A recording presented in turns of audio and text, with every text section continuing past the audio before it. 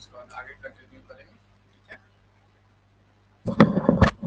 Good evening पर है, इसके बाद आगे हम लोग क्लास को कंटिन्यू करेंगे।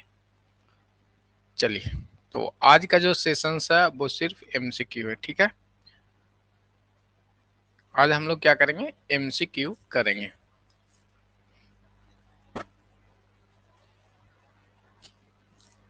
चलिए, सभी लोग जुड़ गए हैं और आपको जो नोटिस बोर्ड होगा वहां पे एमसीक्यू का अलग सेशंस आपको मिल गया, ठीक है। यहाँ पे सिर्फ हम लोग थ्योरी पार्ट ही करेंगे और जो नेक्स्ट अपनी क्लासरूम आईडी आपको मिला है या नोटिस बोर्ड, आपको जब एप्लीकेशंस खोलते होंगे तो वहां से नोटिस बोर्ड आपको विजुअल्स हैं, ठीक है। जब नोटिस बोर्ड में जाइएगा तो वहां पे आपको एमसीक्यू का अलग क्लासरूम ही क्रिएट है, ठीक है। तो वहां से क्या होगा कि आपको, हाँ गुड इवनिंग ज्योति जी, उससे हो जाएगा कि जितनी भी एमसीक्यू है वो अलग एक जगह हो जाएगा। एमसीक्यू क्लासेस करके आपको है लिंक पे क्लिक करेंगे, ऑटोमेटिक यहाँ पे रिक्वेस्ट आ जाएगा और वहां से आप जितना भी एमसीक्यू क्लासेज होंगे वो आपको इन्फॉर्म करने की कोशिश करेंगे कि सप्ताह में 3 दिन आपका एमसीक्यू करवाएंगे और उसमें कोई चैप्टर से नहीं रहेगा, जहां से मन होगा वहां से हम लोग करेंगे। इससे ये होगा कि जो आपने पीछे पढ़ा रखा है स्टेट वाली पॉइंट वो भी आपको साथ में कवर होते हुए चला जाएगा, ठीक है। बाकी तो यहाँ पे हम लोग करेंगे ही करेंगे। आज जो क्वेश्चंस हैं वो बैलेंस शीट से रिलेटेड है, जैसे कल हमने प्रॉफिट एंड लॉस अकाउंट और बैलेंस शीट को कवर किया था, तो उसी से रिलेटेड क्वेश्चंस हैं। तो जितने भी एमसीक्यू अब होगा वो आपको एप्लीकेशंस पे ही हो जाएगा। चलिए स्टार्ट करते हैं हम लोग। तो अलग क्लासरूम है अपना, वहां पे हम लोग कंटिन्यू कर लेंगे। तो सभी को समझ में आ गया है तो कमेंट करके बताइएगा कि नोटिस बोर्ड आपको जैसे ही एप्लीकेशन ओपन करते हैं तो नोटिस बोर्ड का आइकॉन दिखता है, उस पर क्लिक करेंगे तो ऊपर में ही एमसीक्यू क्लासेज करके है, वहां पे क्लिक करेंगे तो आ जाएगा, ठीक है।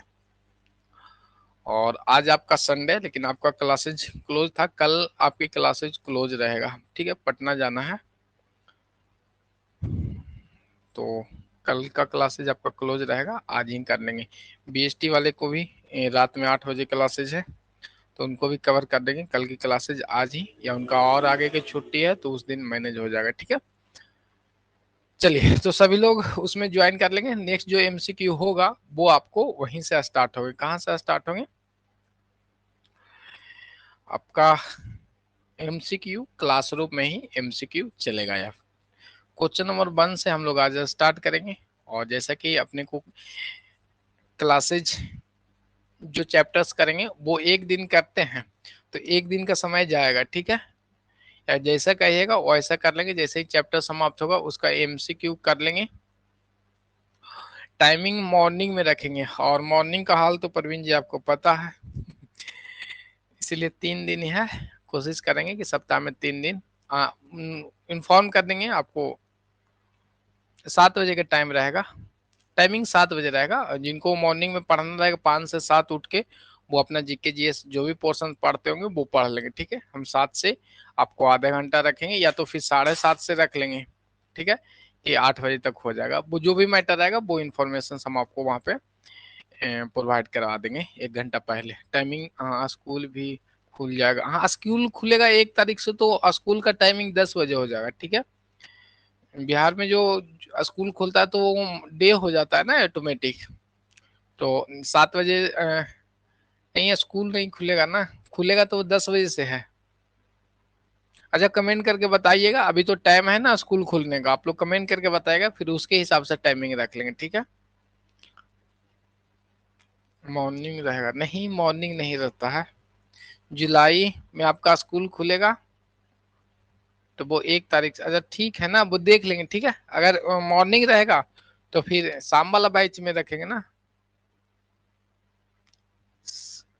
बच्चे लोग का 7 AM, अच्छा ठीक है ना, वो देख लेंगे।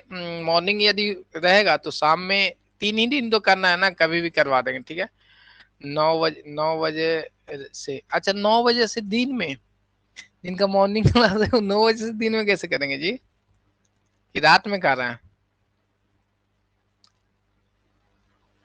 फिर बीएसटी को फिर तो वो देना है ना समय।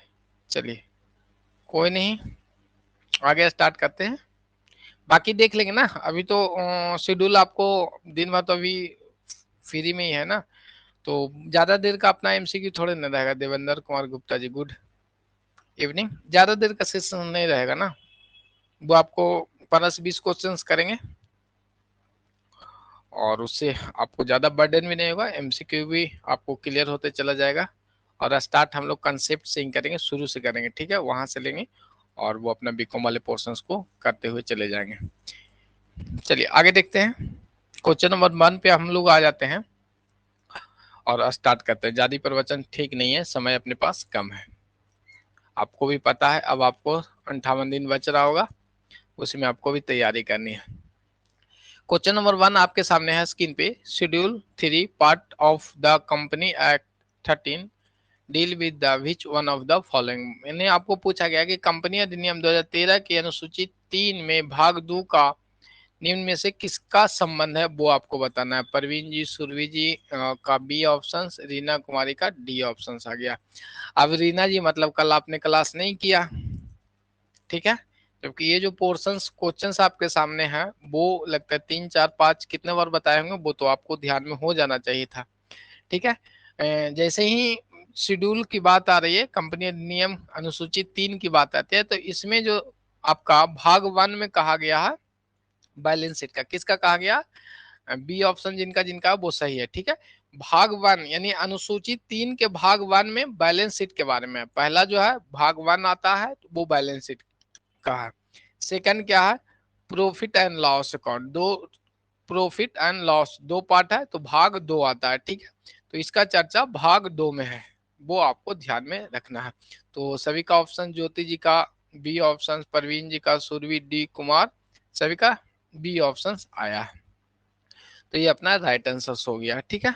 आगे हम लोग देखते हैं, क्वेश्चन नंबर 2 देखेंगे और बताना है कि किसी कंपनी के तुलन पत्र में निम्नलिखित परिसंपत्तियों को किस क्रम में दर्शाया जाता है। जैसे बैलेंस शीट की बात है, तो आपको नॉर्मली पता है कि बैलेंस शीट सबसे पहले फिक्स, उसके बाद करंट अपने को अरेंज करते हैं, एसेट साइड हो या फिर लायबिलिटी साइड हो। तो उसी को पूछा गया कि क्रम आपको बताना है कि तुलन पत्र में निम्न में से परिसंपत्तियों को क्रम को दर्शाएं। Trade receivable, cash, furniture and fitting, investment in shares, और आपको नीचे कूट दिया हुआ है, उसके हिसाब से आपको बताना है। मतलब आपको अरेंज करना है कि बैलेंस शीट में कौन सबसे पहले लिखाता है, ये आपको बताना था। जो भी बैलेंस शीट हमने पुराना ही अभी देख रखा, तो आपको पता कि सबसे पहले फिक्स एसेट, फिर करेंट एसेट्स लिखते हैं, इधर अपने को कैपिटल यानी लायबिलिटी, फिर नॉन करंट लायबिलिटी को लिखते थे।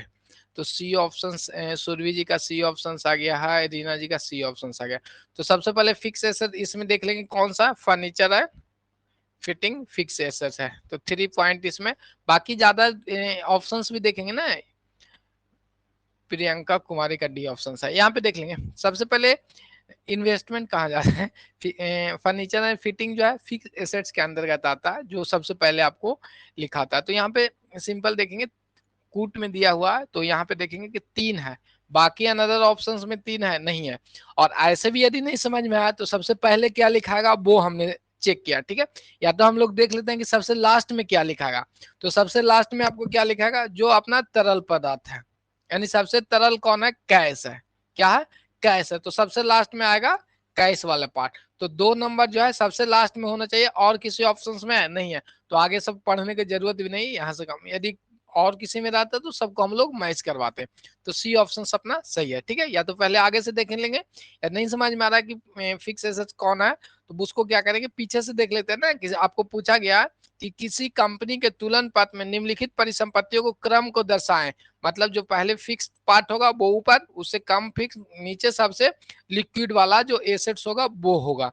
तो सबसे लिक्विड तो अपने पास कैश ही है, तो सबसे लास्ट का जो ऑप्शन होगा वो सेकंड होगा, लेकिन किसी ऑप्शन में नहीं है, तो ज्यादा पढ़ने की जरूरत नहीं, सी नंबर्स करके निकल लेंगे, ठीक है। या तो आगे से देख लेंगे, यदि किसी ऑप्शंस में आपको मिल जाता कि लास्ट में यहाँ पे भी बी था, तो हम लोग बाकी अन्य ऑप्शंस को भी देखते। क्लियर हो गया, तो इसका जो ऑप्शन है वो अपने सी ऑप्शन जिनका जिनका था वो ठीक है। हाँ लास्ट में कैश, ठीक है प्रियंका जी का। चलिए आगे देखते हैं अब, किन्हीं को कोई दिक्कत नहीं होगा। आगे देख रहे हैं क्वेश्चन नंबर 3 की बात करते हैं। The following liability in the order of, अच्छा यहां से देखते हैं, निम्नांकित दायित्वों को कंपनी के चिट्ठे पत्र में आपको व्यवस्थित की जाती है। तो जैसे अभी हमने एसेट्स को अरेंज किया था उसी तरह से अब यहाँ आपको बताना है कि जो लायबिलिटी साइड है उसको किस तरह से अरेंज करना है आपको।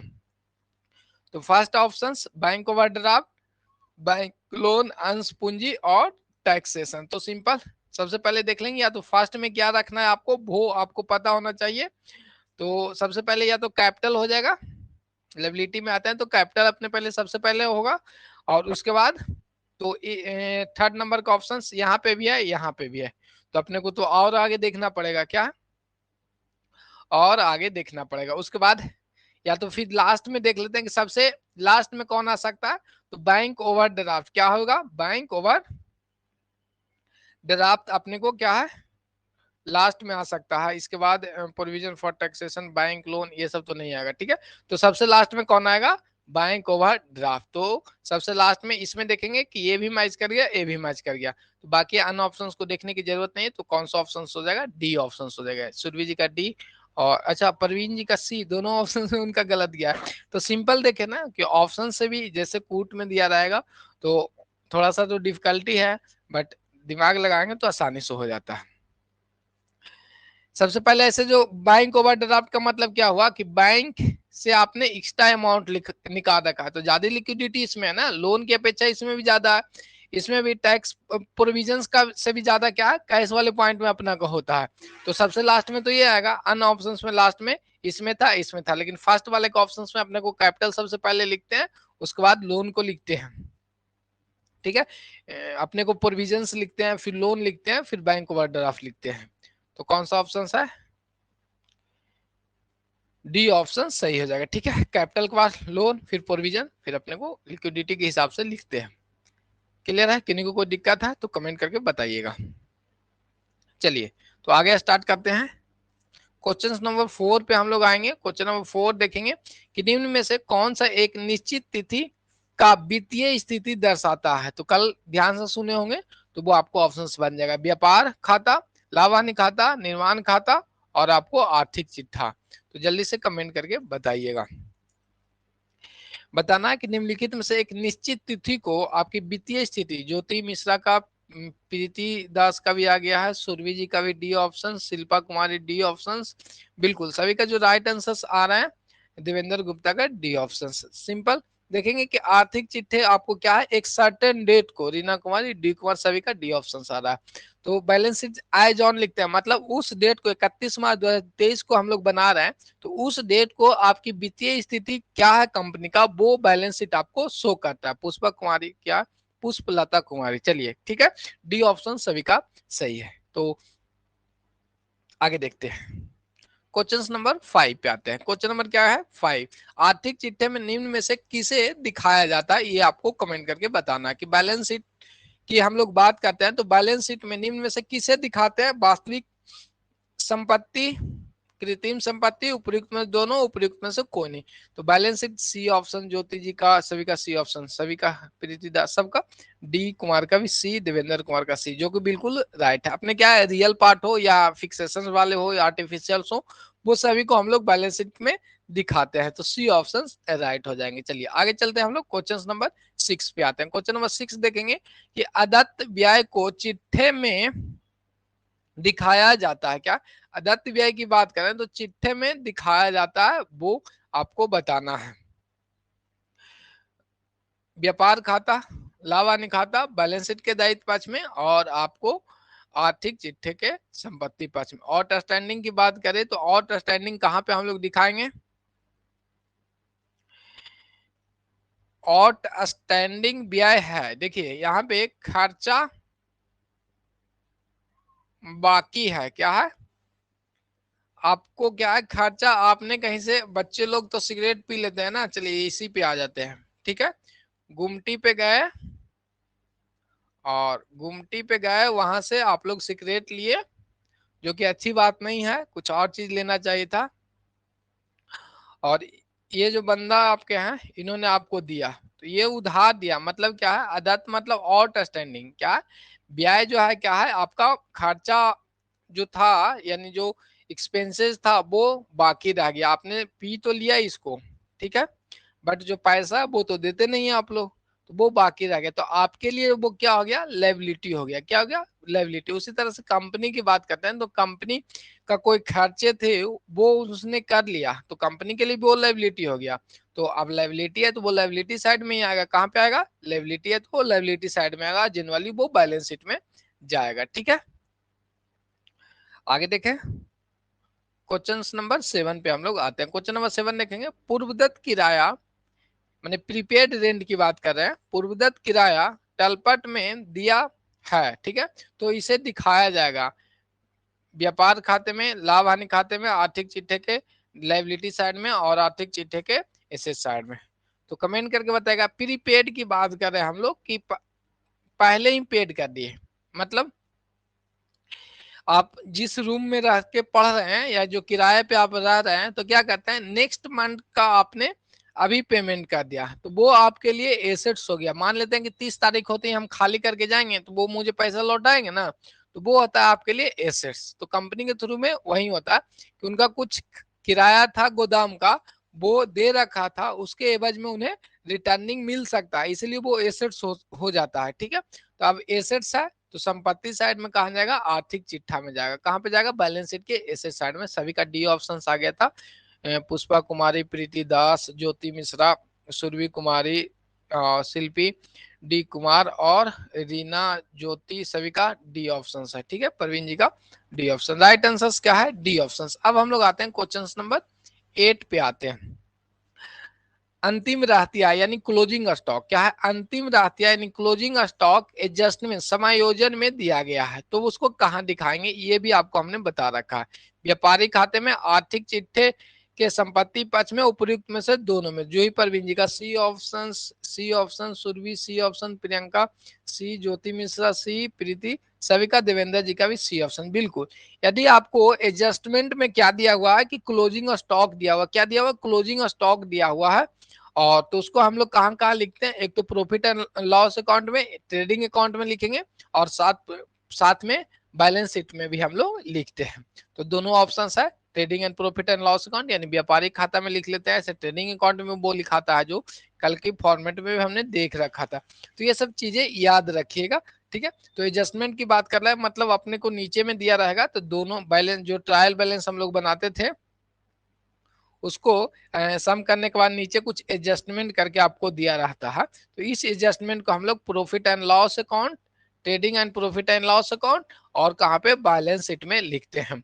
तो सिंपली जो क्लोजिंग स्टॉक है वो हम लोग ट्रेडिंग अकाउंट में लिखते हैं, प्रॉफिट एंड लॉस अकाउंट में तो अपने को डायरेक्ट खर्चे या इनकम होता है, ठीक है। आगे देखते हैं, क्वेश्चन नंबर 9 हम लोग देखेंगे, इनमें से कौन सा समीकरण सही नहीं है। चलिए आप दिमाग लगाइए कि कौन सा समीकरण सही नहीं है। ट्रेडिंग अकाउंट का फॉर्मेट यदि पुराना वाला है तो ध्यान में रहेगा तो आराम से बन जाएगा, ठीक है। और कॉस्ट ऑफ गुड सोल्ड का फॉर्मूला भी हमने बता रखा, तो अब आपको बताना है, purchase plus opening stock minus cost of good sold equal to closing stock. B option, opening stock plus purchase minus closing stock equal to cost of sale, ठीक है। अंतिम closing stock, cost of sale, purchase minus opening stock, cost of sale minus closing stock, purchase equal to opening stock. तो सबका अलग अलग answer, ज्योति मिश्रा का सी, सुरभि जी का D, Parveen ji का डी। तो ठीक है, अब यहाँ पे पूछा गया वो ध्यान रखिएगा, समीकरण नहीं है। देख लीजिए क्या पूछा गया, यही आपको गलती हो जाएगा। आपको पूछ दिया कि समीकरण नहीं है, आपने टिक मार के गया कि समीकरण है। पुष्पलता जी का सी ऑप्शन, रीना कुमारी का बी ऑप्शन, तो वो यहाँ पे देखेंगे। तो simple, cost of good sold बराबर आपको पता ही है, कॉस्ट ऑफ गुड सोल्ड बराबर मैंने कॉस्ट कितना था, तो किसी वस्तु को हमने परचेज किया, उसमें हमने ओपनिंग स्टॉक को जोड़ा, फिर क्या कर लेते हैं, सेल माइनस कर लेते हैं। कितना माइनस कर लेते हैं, सेल को माइनस कर लेते हैं। अब यहाँ पे देखिएगा कि ये जो लिखा हुआ है बिक्री का लागत वो कॉस्ट ऑफ गुड्स सोल्ड है। अभी इसको समीकरण में आपको देखना है कि कौन सा समीकरण में नहीं आता। तो simple purchase plus opening stock minus sale is equal to closing stock आ गया। अच्छा, हाँ तो क्लोजिंग स्टॉक भी तो आ ही सकता है ना, कॉस्ट ऑफ गुड सोल्ड यहाँ पे है, और माइनस क्लोजिंग स्टॉक भी तो हम लोग कर लेंगे ना। और इजिकल टू के अगर जो ये समीकरण है यहाँ पे देखेंगे कॉस्ट ऑफ गुड सोल्ड को बीच में रख दिया गया है, तो इसको हम लोग माइनस में करना था, तो इसको जो क्लोजिंग स्टॉक अपना था इसको इधर ले आया और इसको यहाँ पे ले गए, तो ये वाली समीकरण ठीक हो गया। इक्वेशन जो मैथ का वो तो आपको पता ही है। सेकंड देखते हैं ओपनिंग स्टॉक, ठीक है, ओपनिंग स्टॉक प्लस परचेज, ठीक है, minus closing stock, minus closing stock ये भी है, तो ये भी ठीक है, is equal to cost of good sold. तो ये वाला समीकरण जो हमने फॉर्मूला लिखा वो यहाँ से आ गया। ठीक है, तो ये दोनों समीकरण आगे पीछे सिर्फ कर दिया गया, इसको इधर ले गया, इसको इधर ले गया, और इससे आपको मिला लेना है। सी नंबर को देखते हैं अंतिम स्टॉक, क्या क्लोजिंग स्टॉक प्लस आपको क्या करना है, कॉस्ट ऑफ गुड सोल्ड करना है। ठीक है, तो इसको क्या कर रहा है, यहाँ से जो क्लोजिंग स्टॉक आपका है इसको उठा के यहाँ पे ला रहा है, तो ये माइनस था तो इधर आके प्लस हो गया, तो यहाँ तक तो ठीक है।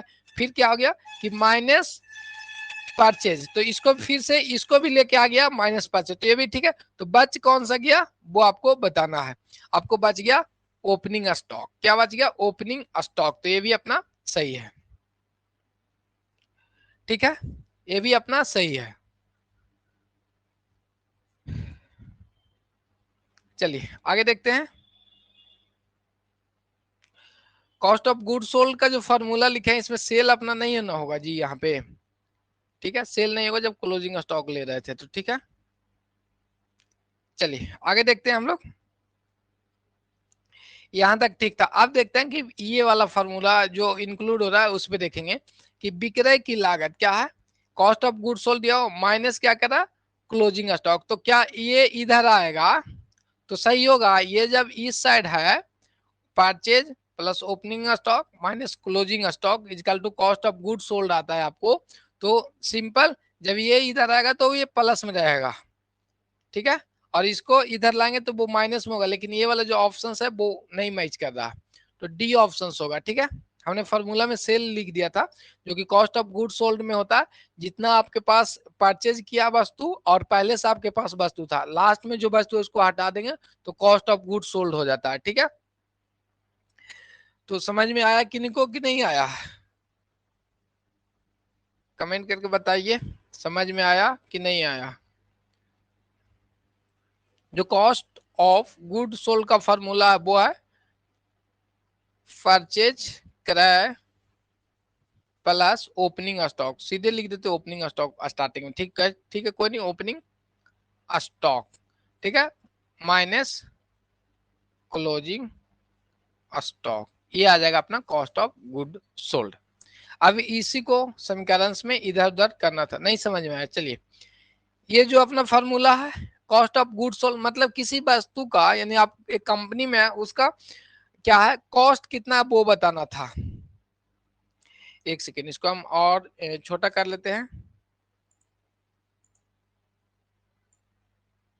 चलिए, ये अपना क्या था, प्रॉफिट एंड लॉस अकाउंट है, क्या है प्रॉफिट एंड लॉस अकाउंट अपना है। यहाँ पे देखेंगे ओपनिंग स्टॉक लिखाता है, यहाँ पे परचेज लिखाता है, और यहाँ पे सेल लिखाता था। ठीक है, और यहाँ पे क्लोजिंग स्टॉक लिखाता था। ठीक है, तो सिंपल आपको पास कितना वस्तु है जो पूछा गया है, तो सेल वाले से मतलब नहीं है आपके पास। परवीन जी को सबको क्लियर है, बाकी देख लेते हैं ना जिनको नहीं दिक्कत है। अपने पास पूछा गया कि आपके पास कितना वस्तु है, कॉस्ट ऑफ गुड सोल्ड कितना होगा वो आपको बताना। जब यहाँ पे सेल लिखते तो यहाँ पे प्रॉफिट भी आ जाता, सिंपल देखेंगे यहाँ पे क्या आता प्रॉफिट भी आ जाता, तब नहीं ये अपना प्रॉफिट एंड लॉस अकाउंट बनता है। क्लियर है, यहाँ पे देखेंगे यदि इसको इस पे हम लोग फॉर्मूला करते हैं तो ओपनिंग स्टॉक प्लस परचेज, इसको भी ध्यान में रख लीजिएगा, plus profit and loss account, इधर का जो पॉइंट है उसको हम लोग क्या कर लेते हैं माइनस कर लेते हैं, minus sale is equal to closing stock निकल जाता। तो अपने पास ना तो सेल का इसमें चर्चा ना तो प्रॉफिट एंड लॉस का चर्चा है। ठीक है, तो यहाँ पे क्लोजिंग स्टॉक कहा जाता है। कि यहाँ देखिए एक साइड को जोड़ लेंगे और एक साइड को जोड़ेंगे वो इक्वल हो जाएगा। इसको आपको अपने हिसाब से फॉर्मूला में ला सकते हैं। जैसे या तो आप कर सकते थे opening stock plus purchase plus profit and loss account is equal to sale plus closing stock, ये भी कर सकते थे। और जहां पे हम लोग को फॉर्मूला की बात आती है तो नॉर्मली आपको पता है कि कॉस्ट ऑफ गुड सोल्ड का जो फॉर्मूला होता है वो जो opening stock plus purchase minus closing stock is equal to cost of good sold हो जाता है, ये फॉर्मूला है। बाकी यदि फॉर्मूला नहीं आता तो इसको फॉर्मेट से प्रॉफिट एंड लॉस अकाउंट से आप कर सकते हैं। तो हम लोग आ जाते हैं फॉर्मूले पे, सीधे आ जाते हैं। क्या कहते हैं फॉर्मूला पे, कॉस्ट ऑफ गुड सोल्ड, जिसको हिंदी में कहते हैं विक्रय की लागत मूल। ठीक है, विक्रय की लागत मूल। ठीक है, तो कॉस्ट ऑफ गुड सोल्ड बराबर opening stock plus purchase minus closing stock, ये अपना हो गया। तो हिंदी में करना है तो लिख देते हैं प्रारंभिक स्टॉक प्लस क्रय होगा ना, क्रय माइनस अंतिम स्टॉक, ये अपना फार्मूला हो गया। तो ये फार्मूला यहाँ से ये वाला सही समीकरण से क्वेश्चन पूछा गया कि कौन सा समीकरण सही नहीं। सर वीडियो नहीं आ रहा, वीडियो तो यहाँ पे आ रहा है ना, नेटवर्क का इशू होगा, मौसम सही नहीं है क्या आप लोग के सामने, तो वो देख लेंगे। नेटवर्क का इशू होगा, थोड़ा सा एप्लीकेशन ओपन होकर फिर से ज्वाइन कर लेंगे, नेटवर्क का इशू होगा तब ऐसे दिक्कत आता है। तो यहाँ पे ये अपना फॉर्मूला हो जाता है। तो ये समीकरण सही है, लेकिन क्वेश्चन में पूछा था आपको कि समीकरण सही नहीं है, वो आपको बताना है। तो सिंपल इसको मैच करके देखेंगे इससे आता है कि नहीं। तो इसमें परचेज लिखा हुआ है, ठीक है, फिर प्लस ओपनिंग स्टॉक लिखा हुआ है, ये भी सही है, और लिखा हुआ था माइनस विक्रय मूल्य। तो यदि ये इक्वल टू के इस साइड में है तो ये इधर आके माइनस हो सकता है, आराम से हो सकता है। ठीक है, जब ये इधर आया तो ये माइनस हो गया, तो ये भी सही हो गया। तो बच कौन सा गया, ये अंतिम स्टॉक। अब ये अंतिम स्टॉक माइनस में था तो इक्वल टू के इधर लाएंगे तो प्लस में हो जाता है। तो ये भी समीकरण सही है, ये मैथ का थोड़ा सा आ गया है। अच्छा ठीक है ना, वो देख लेते हैं। सी ऑप्शन देखते हैं, अपने क्या है अंतिम स्टॉक, तो अंतिम स्टॉक यहाँ पे लिखा हुआ है, ठीक है, और अपने को प्लस करना है अंतिम स्टॉक को। तो इसको क्या करेंगे, इसको हम लोग प्लस करने के लिए यहां से क्या करते हैं, उठा के इधर लेके आएंगे, इक्वल टू के इस साइड लेके आ गए। ठीक है, तो यहाँ पे क्लोजिंग स्टॉक अपने को अंतिम स्टॉक आ गया। उसके बाद क्या था कॉस्ट ऑफ गुड सोल्ड, तो कॉस्ट ऑफ गुड सोल्ड तो पहले से यहाँ पे है ही, तो कॉस्ट ऑफ गुड सोल्ड इसको कुछ नहीं किए। फिर आगे देखें माइनस परचेज, तो परचेज इधर है इक्वल टू के इस साइड, तो मैथ में इधर आएगा इक्वल टू के चेंज होगा, तो यहाँ पे परचेज भी आ जाएगा माइनस में, तो ये भी ऑप्शन सही। तो बच कौन सा गया ओपनिंग स्टॉक, तो इधर यहाँ पे है ही, तो समीकरण के हिसाब से ए भी सही है। लास्ट वाला ऑप्शन अरे करते हैं तो ये सही नहीं होता है, जो आप देख सकते हैं आराम से करके। जैसे cost of good sold minus closing stock करेंगे, ठीक है, कॉस्ट ऑफ गुड सोल्ड तो था, इसको लेके आए माइनस, तो यदि इक्वल टू की इधर आएगा तो ये तो प्लस हो जाएगा ना। और मान लेते हैं कि इसको इधर लेके आते हैं तो ये माइनस हो जाता है, तो ये समीकरण मिलता ही नहीं है। तो ध्यान रखिएगा कि cost of good sold minus closing stock नहीं होगा, वहां से ही गलत हो जाता है। ये भी याद क्या रखना, समीकरण ध्यान में रहेगा तो ऐसे भी हो जाएगा। और कॉस्ट ऑफ गुड सोल्ड जो पार्ट है वो प्रॉफिट एंड लॉस अकाउंट का इस साइड का बात है, सेल का पार्ट था, सेल में से खाली प्रॉफिट हटा दिया गया है ना, तो कॉस्ट ऑफ गुड सोल्ड आता है। ठीक है, सेल में से जब प्रॉफिट आएंगे तो कॉस्ट ऑफ गुड सोल्ड, और इस साइड में ही क्लोजिंग स्टॉक, ये दोनों जो पार्ट है वो ऐड होगा। जो भी डेबिट साइड में था वो पूरा ऐड होता है, जो हमने अभी समीकरण देखा, तो ये भी अपना ऐड होता है और इधर भी, तो ये क्या कर दिया माइनस कर दिया, जो कि ये सही होगा नहीं। C cost of good sold minus में होगा, C cost of good sold minus में होगा। काहे माइनस में होगा जी,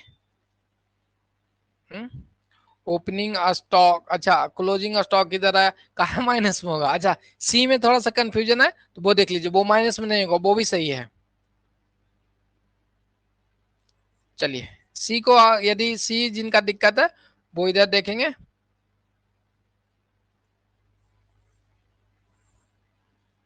सी देखिए कैसे होगा। ये अपने से क्या है क्लोजिंग स्टॉक है, तो इसको इधर लेके आ गए तो प्लस में क्लोजिंग स्टॉक हो गया, कोई दिक्कत नहीं है। ठीक है, अभी इसको छेड़छाड़ नहीं की, खाली इसको हम लोग चेंज किए हैं, आते हैं ना, देखते हैं। तो ओपनिंग स्टॉक प्लस में, उसके बाद पहले से तो ये लिखा हुआ था ही, क्लोजिंग स्टॉक यदि इक्वल टू की इधर आया तो ये तो प्लस का माइनस होता है, जो माइनस रहेगा वो प्लस होता है, तो ऑटोमेटिक ही हो गया प्लस। और जो पहले से अपने इसके पास कुछ नहीं लिखा हुआ मतलब ऑटोमेटिक ये प्लस है, तो कॉस्ट ऑफ गुड सोल्ड है यानी विक्रय मूल्य है। उसके बाद क्या बच गया, ओपनिंग स्टॉक बच गया था, और ये परचेज बच गया था। इसमें हमको क्या करना है, परचेज को माइनस में करना था, मतलब ये किधर जा रहा है, इधर आ रहा है कॉस्ट ऑफ गुड सोल्ड। और एक सेकेंड, एक सेकेंड वेट कीजिएगा आप लोग थोड़ा सा।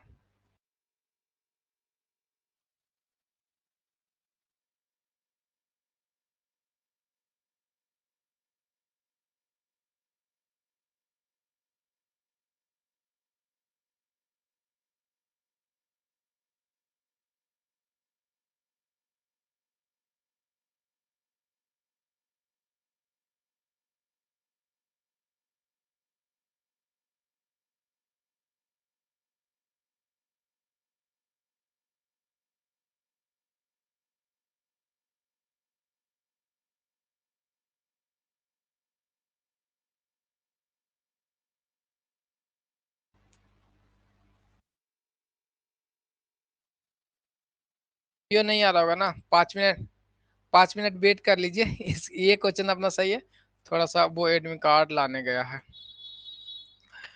अ, चलिए, तो ये वाला ऑप्शन अपना सही है। उसके बाद नेक्स्ट आपको देखना, तो क्वेश्चन नंबर 10 ये है, थोड़ा सा वेट कर लीजिए, हम आपको करते हैं, थोड़ा सा वेट कर लीजिएगा 5 मिनट।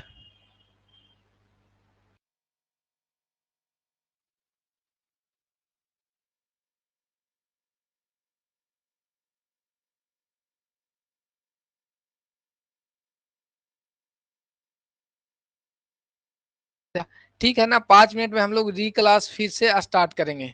और अभी थोड़ा सा एडमिट कार्ड लाने का, तो उसको भेजना है फोटो।